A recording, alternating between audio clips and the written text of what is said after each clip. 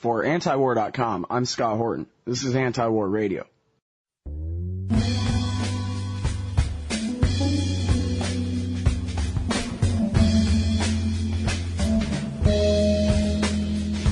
Our next guest on the show today is John B. Walsh, and he's a frequent contributor to Counterpunch and to AntiWar.com. He's a member of the Green Rainbow Party of Massachusetts, is a member of Physicians for National Health Program.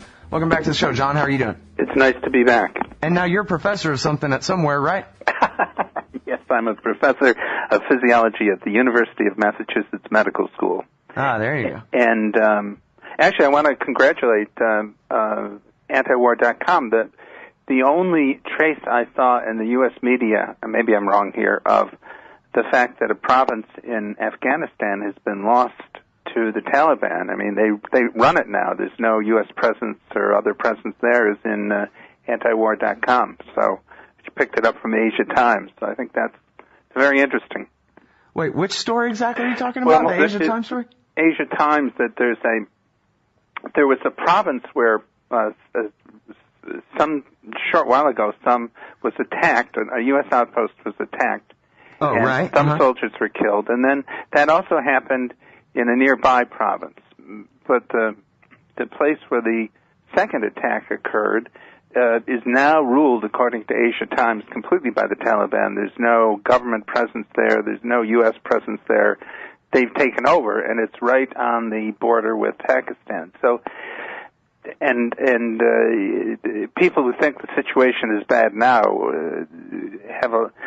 just wait till winter comes. It's going to get much worse there. Well, worse in terms of the ambitions of the empire, but well, here all my tabs left open are stuck from yesterday's news. But what you're referring to there is the top headline today at AntiWar.com.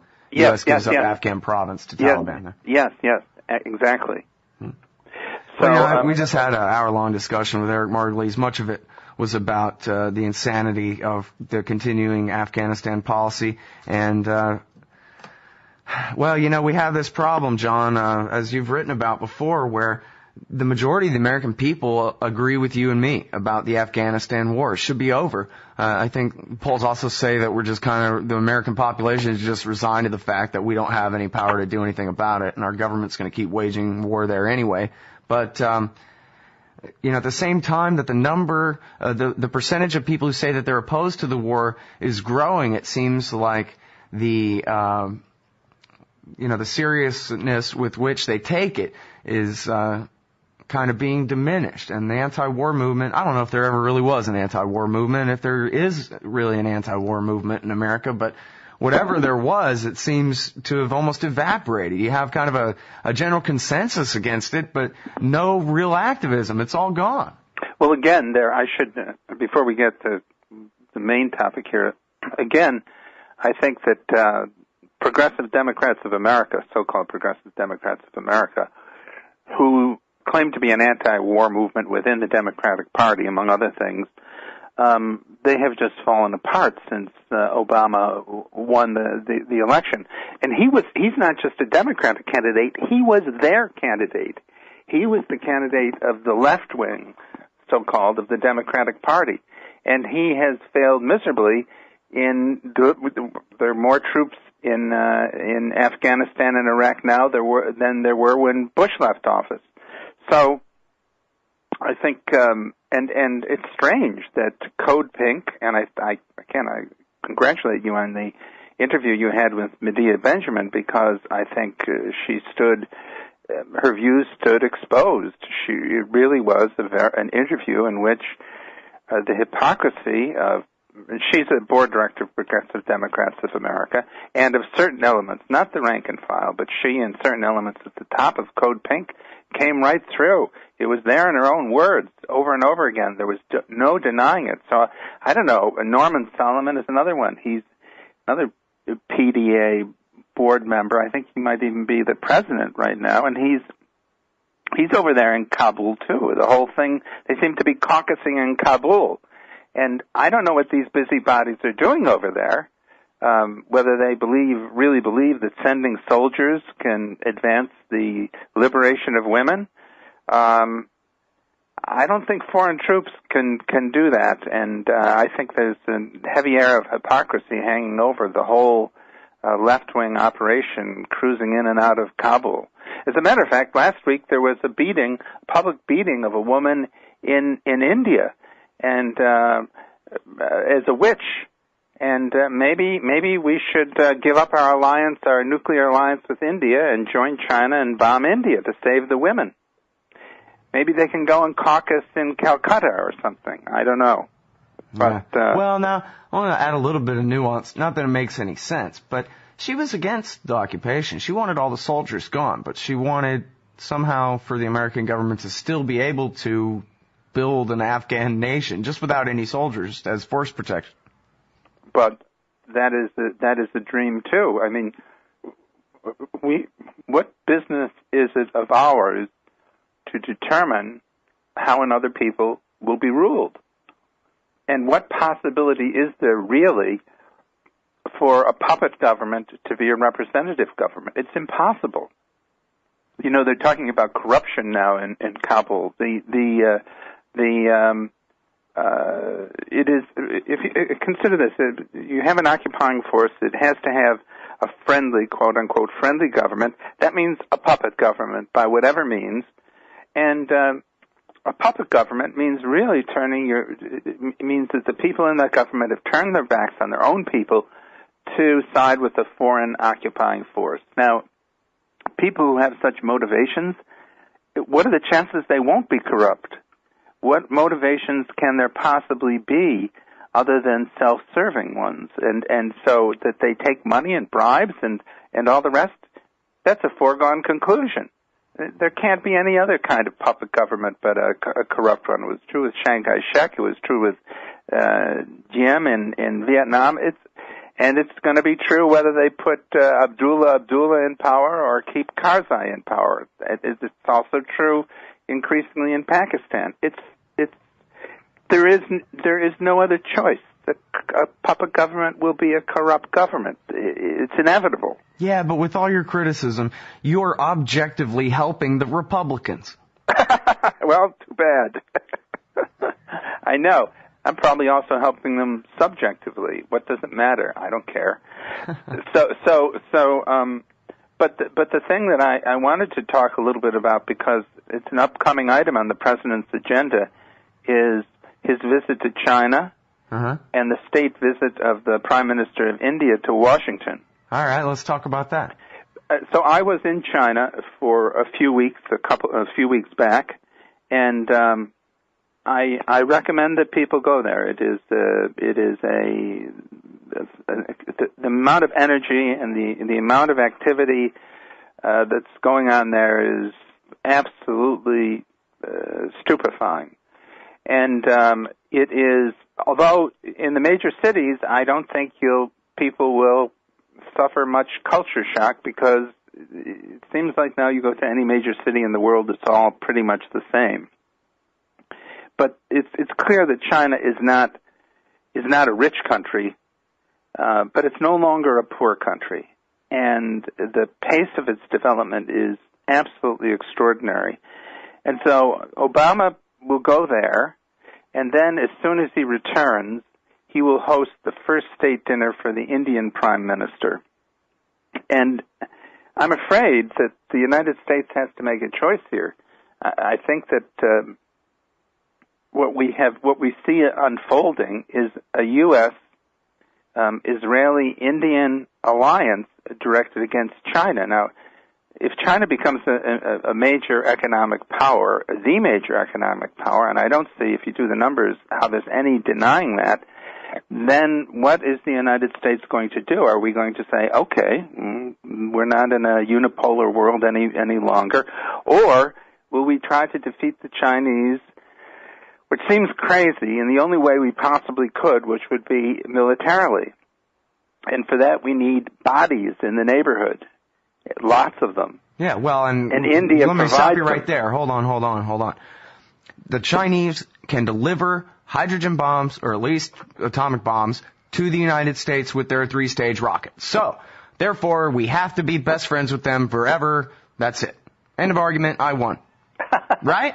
I'm not. We're talking about, look, I'm living in Los Angeles now. Maybe if somebody's living in, Virginia or something, they might be out of range, but I'm sure as hell not out of range right now.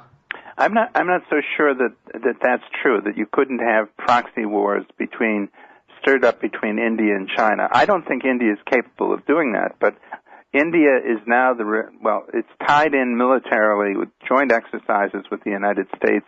It's tied in also with Israel, with the weapons delivery from Israel. In the minds of some people, that's the plan. The plan is an insane one. And I think that if actually, for libertarians, China is quite an attractive place in terms of its foreign policy now, because it seems like China's answer to everything is, let's trade. Right. Let's trade more. India threatens China. China says, okay, we make an excess now of power-generating equipment. We'll ship it to you. Let's trade more. And it goes on and on and on like that. Every time there's a threat of something, China says, well, let's trade. We're busy with this stuff. Let's forget about the military stuff.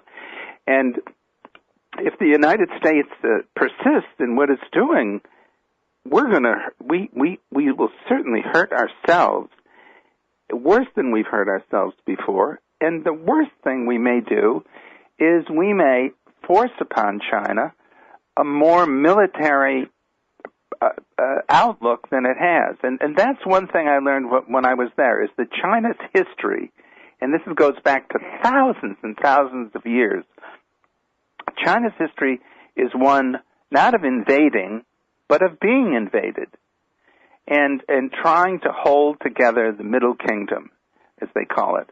And in the history of China, one of the most interesting things was a few decades before Columbus came to the Americas, China sent out a fleet of hundreds of ships, much, much bigger than anything the Europeans had, and they explored the east coast of Africa. They went up into the Middle East, and they looked around, and they came home. They were never interested, for some reason or other, in colonizing. Well, we just had this conversation with Eric Margulies about Afghanistan policy and things like that, and he brought up that the Chinese, we were talking about the American empire and the future of a multipolar world and that kind of thing. And he was saying, look, the Chinese have enough supersonic missiles for, use on the oceans, that the days of the American empire just floating their Star Destroyers around and getting away with whatever they want is just over. The fact is, they can't invade America, but they sure as hell can defend themselves from the American Navy. So, I mean, you're right. It's all about proxy war. Here's a front in the proxy war. China is paying for our war on their western border. How long is that going to last? And especially when they're already trying to diversify out of their dollars. You talk about their policies to trade with everyone. They're trying to get out of American debt and instead buy up real assets around the world. They got to have something to do with all that money they're making, and they don't want to spend it on worthless American debt anymore. I mean, this game is already up, John. Well, to some degree, I think that China just caught the United States elite asleep at the switch. But remember, going all the way back, the 90s sometime, Sam Huntington wrote this piece, The Clash of Civilizations, and his prediction was that the Arab world, and he called it the cynic Chinese world, and the East Asian world would be, but mainly China and the Arab and the Muslim world. China and the Muslim world would be pitted against the United States, West Europe, and Israel. And that would be the great conflict of the future. And that was something that the United States should plan for. Well, I hope that idea is still very current in a lot of forms. I mean, the other day, when Robert Gates was in Japan, he was almost livid, visibly disturbed by the fact that the Japanese are now opening to China. Well, why shouldn't they be? They have a common culture. They don't like the new ruling party doesn't like America's militaristic foreign policy. So they're moving in that, and they have a lot economically to gain by that. So they're moving in that direction. And the United States doesn't seem, at least Robert Gates, doesn't seem to be able to come to terms with that. Well, you know what's strange, too, is like, I guess if you're a statist and you live in D.C., then, the entire Enlightenment is lost on you or whatever. But still, I mean, here we have $1 bazillion a year worth of trade with China. These people still haven't learned anything, that we can get along with them just fine. It's been since Richard Nixon. What the hell? And actually, from a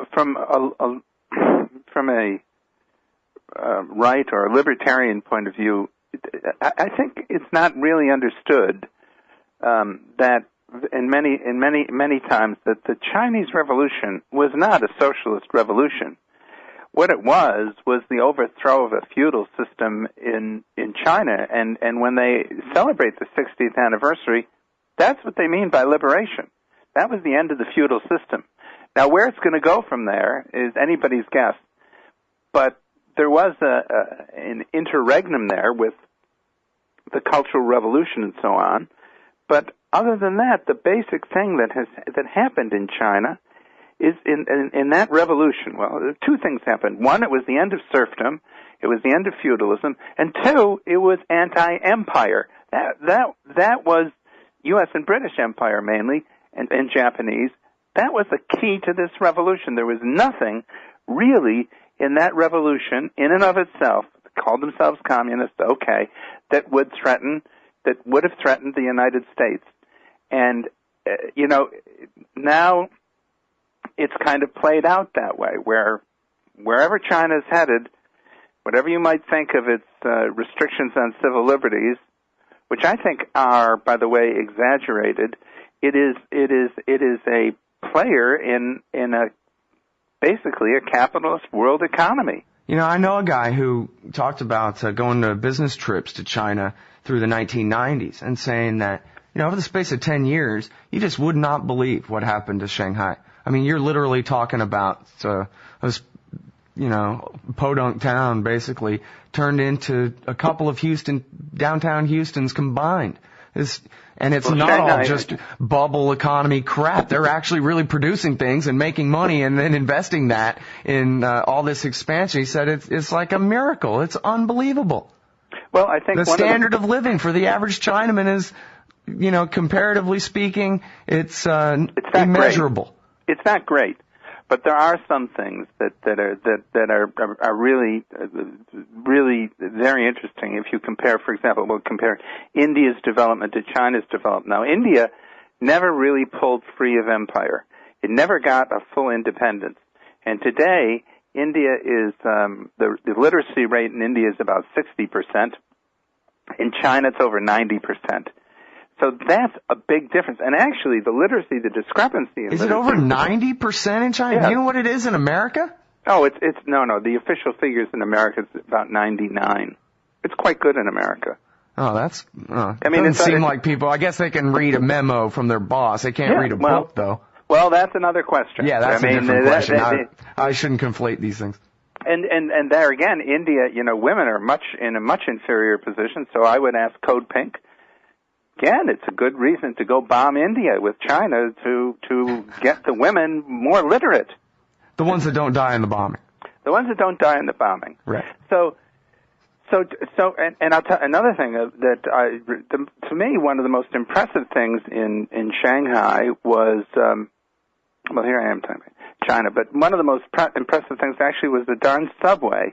It's the cleanest, fastest, even at rush hour subway I've ever been on. Well air conditioned and roomy, and I've been on just about every major subway in the world. This is a really good subway. So the Chinese view of the world is, as far as I can see, they're really not interested in military competition, but they're a little bit worried about it. For example, one of the things that's impelling them to develop energy independence is that there's some worry that the United States might, superior naval power, could interdict their energy supplies on the high seas. Well, that shouldn't even be a fear. That shouldn't be even a thought. But of course, what they're doing is saying, okay, we have to worry about that. What could they do? They could launch a navy, or they could become the world's leader in solar panels, and they're doing the latter. So, and building a huge railway between Guangzhou and Calcutta to have some. I believe there are natural gas reserves up in that part of India. So, to take the libertarian side, this is a time, at long last, where we could stop thinking about international relations in terms of military and start thinking in terms of exchange of trade and goods and education and knowledge. And the United States is ideally placed for that. We're an island. We can really be, and I like the term, an isolationist power. We don't have to worry about what the rest of the world is doing. And we could be very, very happy and rich and prosperous, and in some respects, civil liberties, for example, a model to the world. So why don't we get busy with that and stop this craziness of military bases all over the globe? I'm so with you. It's insane. It's insane. As long as you bring up libertarianism and all that, there's the whole mantra really among at least the Austrians about the seen and the unseen, and that when you know that $1 trillion has been wasted on the war, you can see what happened. A bunch of dead bodies and all kinds of all the different consequences, the wounded and the terrorist blowback and all that. But the unseen is where that $1 trillion could have gone instead. And it's just so great to hear you talk that way about, well, I guess, my paraphrase of what you just said is it doesn't have to be this way at all. I mean, it's not like you have to be some kind of utopian who believes in, the new communist man who is never selfish again or anything like that. You just look at the fact that there's no real enemy for America to deal with anywhere in the world. We could be, the Chinese are the perfect example. There's no reason for there to be any acrimony whatsoever between us and the Chinese, unless you're just in the interest of selling F-22s or F-35s, Yes, and so we actually have, in a sense, but stepped into a period of history which I thought we were stepping into when the Cold War ended. But no, a new enemy had to be created, and it's really I don't know. You could paraphrase Auntie Mame: life is a banquet, and most poor suckers are starving to death. Well, no one needs to starve to death anymore. Life can be a banquet, and it really it's not being realized. And I think people I think it's a tremendous opportunity for any isolationist or anti-interventionist political force, if we could only stop quarreling about parties and forget this Republican-Democratic divide, which it only divides the people, and get moving on this. I personally am very frustrated because we don't seem to be able to do that. We had an anti-war rally here in Boston, and it was dominated by the conventional left-wing anti-war forces. And there was, once again, this is nothing new. We've talked about this. I've written about this. There was going to be no room for libertarians in that on the speaker's platform. There was no room. And that's crazy dogmatic stuff, and that too has to go. PBA is an expression of that at some level also. So, wait, what was that? We Progressive Democrats of America. Oh, right. Yeah. So somehow or other, and I don't know how it's going to happen, but somehow or other, we, the people of the United States, have to somehow end this division among us and just start demanding that the troops come home. Yeah. Well, now here's the thing. Well, it's my little project, and I know that it won't have happened by the time I'm old and dead or anything. But what I want to see, and what I believe is possible, within the realm of possibility, is a real realignment where, here you come from the left and take somebody really good from the right, like Will Grigg or, some of the guys at the American Conservative Magazine, Phil Giraldi at AntiWar.com, for example, where, the libertarianism, which is, complete abolitionism, anti-everything libertarianism is the center, the real moderate center of good leftists like you and good rightists like Phil. And what we all agree about is our moderation, and all we want is peace and trade and the Bill of Rights and all that great stuff. I mean, because the left-right thing's never going to go away in terms of cultural differences and whatever. But if you can have understanding that it's the abolitionists who are the moderates, not the people that we call the centrists now. They're the extremists. They're the ones who are the lunatics, who are against liberty and for war in every circumstance. And if we can somehow, in people's minds, I think, replace the Joe Lieberman, John McCain Center with the Lew Rockwell Center, then, that will be a big step toward having, the libertarian-leaning, factions dominating on both the left and the right. Bipartisan then means against government doing something instead of, you can have your war as long as we get our welfare and the way it works now. Well, and along the lines, I want to go back to something about China that really, two things that really surprised me. I conclude with this, is that first day I was there, I was sitting in a hotel in Beijing, and there was a wedding going on. These little kids were playing in the little tea garden area, and one girl, little girl, she must have been about 9, 10, was obviously the leader. And I had this biography of Mao Zedong. It had a picture of Mao on the cover. So I figured, geez, does this little girl know who this guy is? So she ran by, I pointed to the book and to the picture, and I said, what's this? I put it out in English. I said, what's this? And she looked at me, and I thought she was going to say Chairman Mao, and she said, it's a book, she said. All these kids in China are learning English at a fantastic rate. They want to have their population enabled to, this goes back to your literacy, to engage the West, because we don't speak Chinese, and there's a big gap in the two languages. The other thing I was quite surprised at, I sat in the hotel where anybody could walk in, the hotel lobby, which had wireless, one of the hotels I did this at, in Shanghai, as a matter of fact. It had wireless. Anybody could walk in and get a cup of coffee and use the wireless, and I Googled things and tried to bring them up. The National Review, AntiWar.com, Counterpunch, the New York Times, so I said National Review, American Conservative. I tried everything, and it all came up. Really? So maybe things are blocked in Chinese. Maybe things are blocked. I also Googled Tank Man, for Tiananmen Square. Huh. I got a ton of references on Tank Man. I accessed them all. Now I asked people, I said, they said, sometimes they only do that on certain memorial days, like the Tiananmen Massacre Memorial Day. Well, maybe, but so there's no question that China's under one-party rule. Although there are, just like between the Republicans and Democrats, there are factions in that party that are obscure to us, just like I think there are factions in the Democrat and Republican parties which we don't understand at the top among the elite.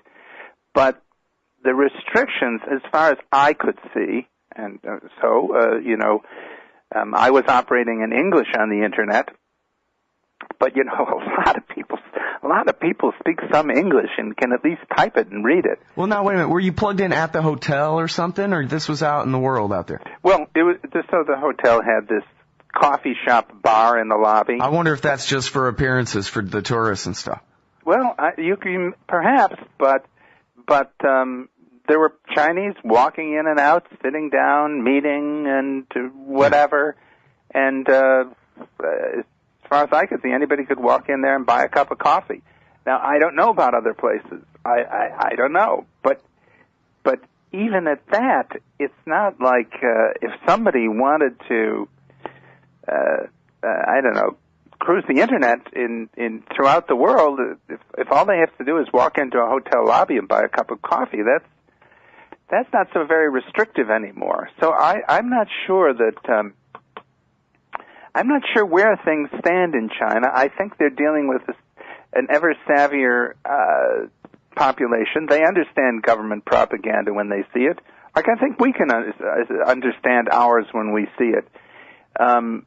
So I don't know what's happening there. Maybe just the technology is blowing these restrictions away. I don't know. But whatever is happening, it is a much looser, freer society than I had imagined. The guides we met and the people we met, they had no reservations about railing against the government. Sometimes it got tiresome, to tell you the truth. But it was, for me, an eye-opener. A lot of things I never expected. And they love Americans. I mean, people would stop to take my picture with them because I was the only American around. I mean, it was quite amazing. So I think there's hope there. And I wouldn't say, human nature has its downside, and you can never tell. But I think the worst thing that could happen is if we got militarily aggressive, with or without India, with China, and turned their economic development on a more militaristic path, because then they'll have their own military-industrial complex, which will get big and powerful. And then we'll have done the same thing all over again. Yeah. So well, that's the good thing about empire, is it always creates the excuse for the next intervention, too, the blowback from the last one. Well, what do you think about my crazy project of, or my crazy idea about a realignment here in America, where people, instead of having John McCain in the center, we have the abolitionists in the center, and we all recognize that at the American Conservative, at AntiWar.com, and at Counterpunch, we're all singing the same song here. Peace and liberty first. Everything else matters later. Absolutely. I mean, can that happen? Do you have hope for that? I have hope if we can.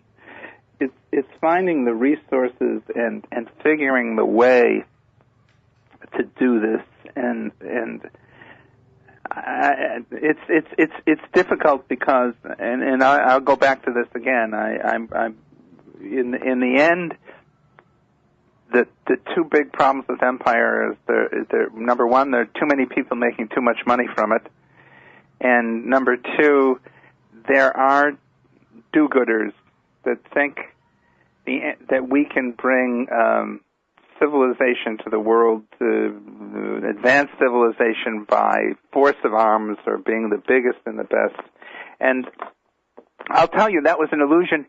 I believe that was even an illusion with the Soviet Union, that the Soviet Union collapsed from within inside because it wasn't successful. It had almost nothing to do, from my point of view, with military power. I don't believe that for a second, because I was there in the old Soviet Union, and if you just looked, you could see the damn thing didn't work. For whatever reason. What were you doing there? That's interesting. Tell me that story. I was there in '89. I was there to work with a colleague, and it was the end of the Gorbachev era. I didn't know it was the end.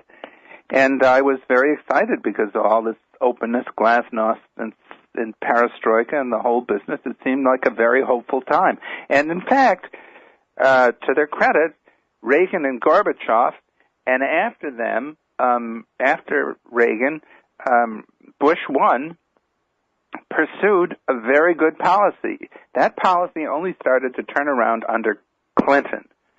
And Clinton and Bush, too, turned a policy of peace into a policy of confrontation. It really is enough to make one sick. That's not true. The worst thing Bill Clinton ever did was have fun with that girl, like in the headlines.